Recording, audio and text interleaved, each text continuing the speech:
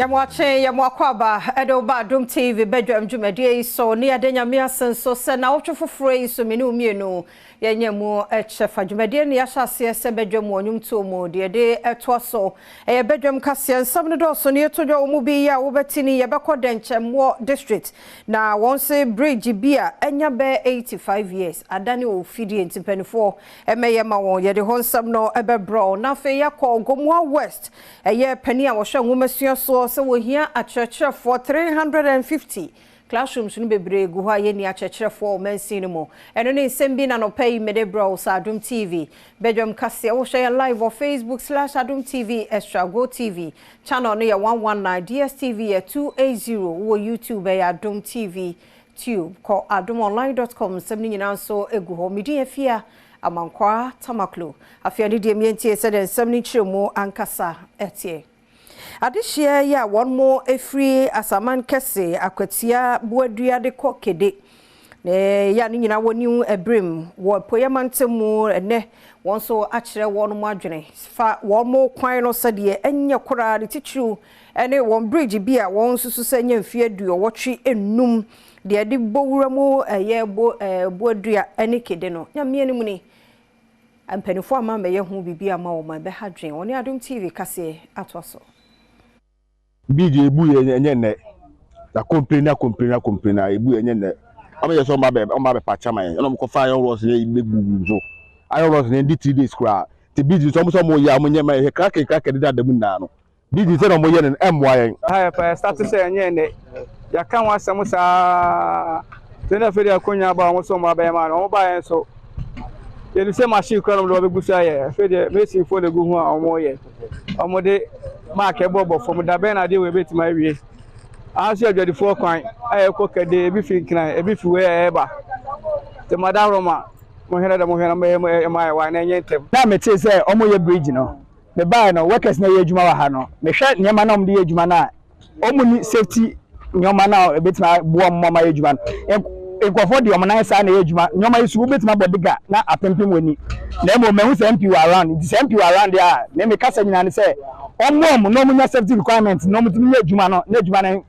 enko so na moye divo wonder den chemo mensini no engineer wani amane boni enko matwetwe mu no wode atomanfo a wonum ekrom ho no nyina animu se wanka wakoma ento wonyem esan se wonum eyi Ghana Highway Authority asutire yes se wonum ene obeye san se mensini no wonsi kasem enyina yie a obetumi ede asi ensamso foforo ama wonum Nanso Ghana Highway Authority ene mensini na ka won ho abomu a wo siesie nsamso no se be ya animanimu ya no manfo no fa so a enkofa ha obi ya em Esan de say bridge no any yan some as assembly war Department of Highway for almost 17 no ye tro letter for ma wo ampani ampa almost man for take measurement e inspect e the report for e omo my assurance say oba be ye ehun djuma but this year specifically February you say year to kunda eba awards no tre Gomwa West pani ya wo hwe nwomasuo so na Cecilia Boaje wo super officer district ni munyina no achechefo ho akwatwe wo ho ntime ka se wo so ohia achechefo be se 350 na classrooms ahodo ye ni achechefo no ye de won akoho ya teacher attrition rate Gomwa West de enya de foforo me ameba ha 2022 na nye first time a ebi a media engage me on that way ni ya report wa me buy no na ye hear about 428 teachers answer na yetumi afele ya classrooms nyina but recently one year limited recruitment no yenya teachers by 150 yetumi do one fele classrooms. So as I'm speaking, we will need about 350 teachers before we can fill our classrooms. So yes,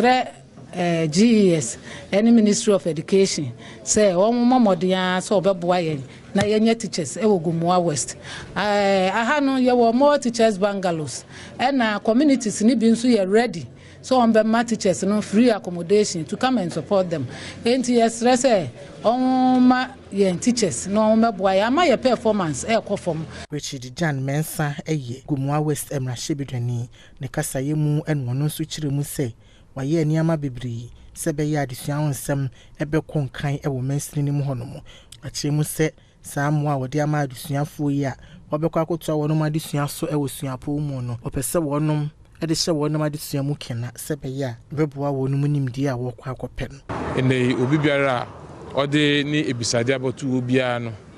within this year no ahwede yebetum de yama womwa 2 years ago me yebi na fi so mesan baye the last year ntuma nyu san na ahokyere wo kakra but this year ntuma the next year so ebotum yaye ne obia na sabi chede wo nti one dey describe bro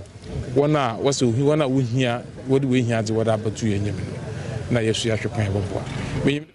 Nananom de mpanimfo ye wo manya ane yilo krobo wo poye mantem abo mampani ado dankwa akufo ado abaso se nei wayi COP Christian tetenyehunu se posi sahene abedi akire ya wonhwe operations so wo mo gidi se wodi bia ate se ye no hia nimdefo ya no hote ene wo betumi akosha honti pani CO Christian tetenyehunu obo ni di ne de ne kwanso no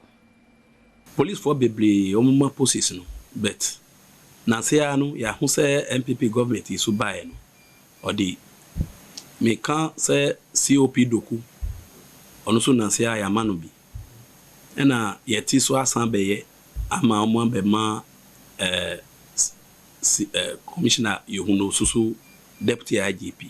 ya da president ase ya da na se pa se oguso kaye yeso ye be ka omo onu anim krobo ha se na yeti ena onu se krobo fo no ye violent people inti yesre no so obetumi ayusu ni position no na odi aboa Ghana man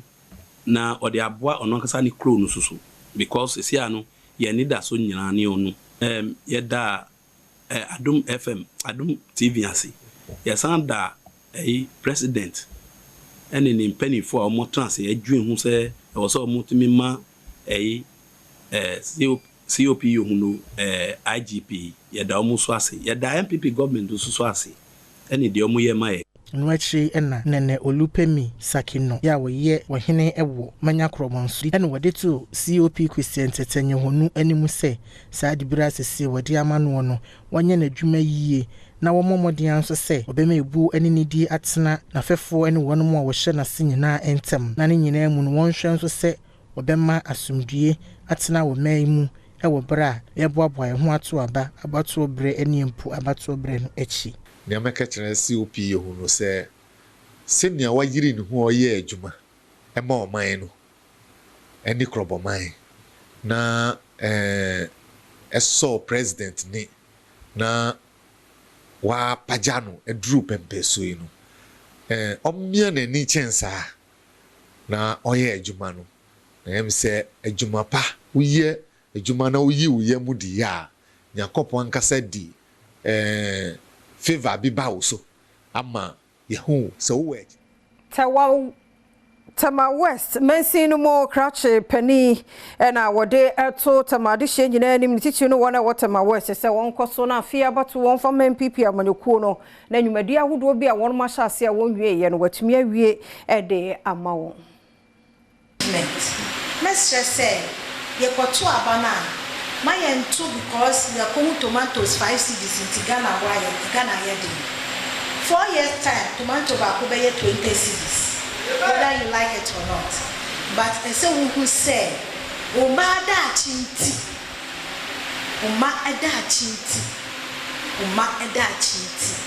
bishop ye ma eda chinti nti yen koto because you are not careful the everybody say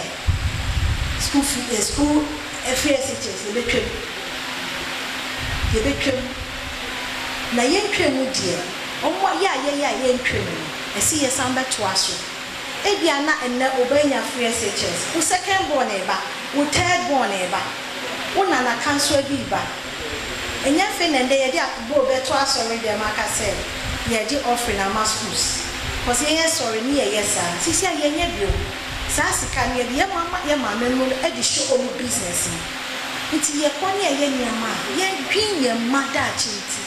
His Lordship Bishop Daniel Adelevo ena epanyin a wodasafo nano ewo tema diocese honom ne kasa yemu no wetu Ghanafoɔ nyinaa fo se afie ya abato afie no ensem ebefiri wanumu aba no wonhwe yie pa se nkoye ne a ebetoto omen asumdua ase ne nkohye obia ebufu asan so ede atugya se amanyoku obi ebenya tumi aba bedi man so no wonom nhwe na kuayo ho nsem ewo man mu no wonhye mu kena fighting exchange of blows, and it will let the innocent individuals rather lost their life. And we shouldn't go in to kill the cripples, the lame, the blind, and the pregnancy, women and children. We shouldn't go in because of politics to destroy them. Including this, we have agri farming in every village or in every town. The government employ workers, they were working on it, which make foodstuffs plenty in the country, and we don't go into any other country for foodstuffs again. This make our economy growing, and we're even competing with the Western countries. So by employing the youth in the district centers or in villages and work for the government in farming, we shall surely overcome. Mayentua so na nanom ni adehye wo gomu Adom na se wo gomu East mensin mu wo mfamte mantam no mu esrepa sempanifomfo na nsi fom na omo won fulani fo no wonyamo na odwo wo mo bode ne wo mfudie nyina woni Adom kase edi nkomoyi kodo wode titin ya papa edua wa browe na wa akokaka no edua banja na wa akwese baya 3 days ni me kwasha banje me ha no wo from there in ankin wa ko me kwa wa akwese no kra enti masra wa there wo so wa ekodwuma enti obi season wo hwe ne ye na o ye dem a wode titin ya papa wo broyi Mr. Police for what Ghana ha. A full anofon what it's in. And I buy into one chow, nine share. One way and entry. Now on one cassa, no what it's in your pan. And I'm up one day. Say a bestia crown or bottom where fumer, and our pedal one order. And see, Obi one out from no one and engine over pet, no do by Ojan Edman, and see a best rabbi there. The men entry from Oman and power. Penyinia wada Philanthropy Farms Association ano Obed Kwame Danso ene amani boni enkomotwetwe mu no ono so de ato mabunu nyina animu se kuayo eye adwuma sika wo mu pa ne senti wonom enhwe no wonfa won hu nhye mu bi se be ya manfo dodo a wonya adwuma nye e wo man mu eso betie esan se nya obia ene obenya office adwuma aye obia focus on that IT line no entro wo ko a unya that level no you be the low level and you know mama drink high things me stress am drink low things because here starting fee high me starting fee low like me madam can me starting with 3 and so nyame Adom yenya more ana minim so me should invite omo omba land wa almost no a different thing madam dey onim dey make but like I said me invite omba be hu bibia it me say youth me stremo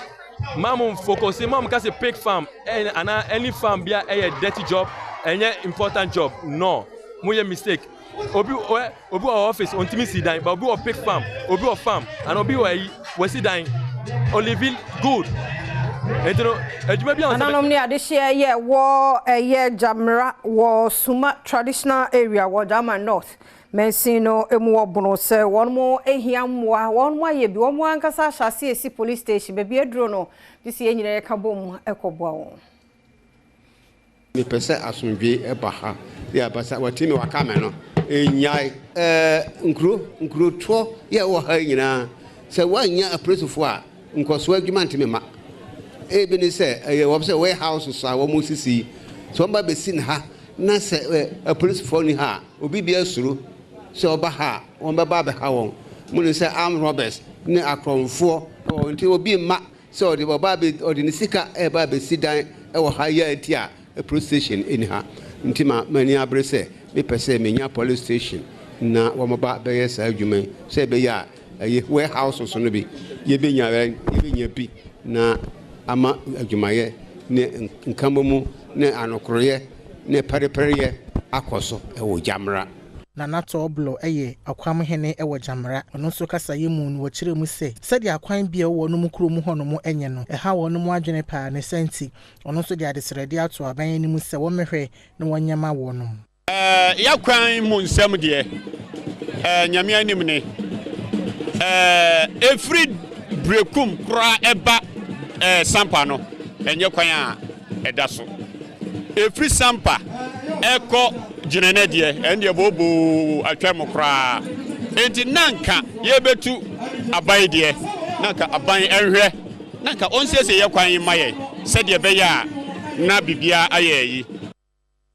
Maminyina no so na Adom TV Badwam kase na hana bema kwan na no pay ye de sie ni ada wase pa enyim free hell ko so na ne yentena na de na de de obon krata no baye online de ye de bro share live on Facebook/Adom TV Extra ko YouTube se wo free fear Adom TV 2 wenya ye ni dwumadi nkaye bebi obeku bia na wo laptop ne computer so log ko adomonline.com se bia wo ho twen ye nche ye ba ye betoso